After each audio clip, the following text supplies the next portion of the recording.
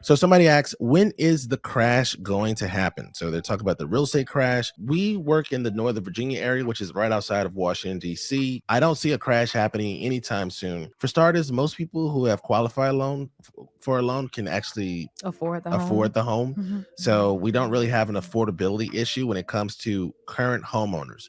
So usually market crashes are tied to when people lose their jobs or industry goes out of business, which is also tied to losing your job. You have to have some type of loss of income Mhm. for a crash to happen, or just like a population moves out of the region. We don't have any of that happening, so it doesn't really make sense for anybody to expect for a market crash to happen. Yes, interest rates are increasing, but interest rates are only tied to demand. So demand is being killed Mhm. with interest rates rising, but that has nothing to do with somebody living in their house. Mhm. They already live here and they already still have their So jobs. they don't have to sell. Yes. And Mhm. they can still afford their mortgage. So that's why I don't see any crash happening anytime soon. So you shouldn't hold your breath there. I would also add, with the crash, the idea that there will be a crash undermines the government's ability to manage the market. The government is doing a much better job these days with just managing the market, being responsive with either the interest rates, decreasing the interest rates to spur the market, and also to increase the interest rates to kind of head off any kind of inflation concerns. So I think the government has learned its lessons from 2008.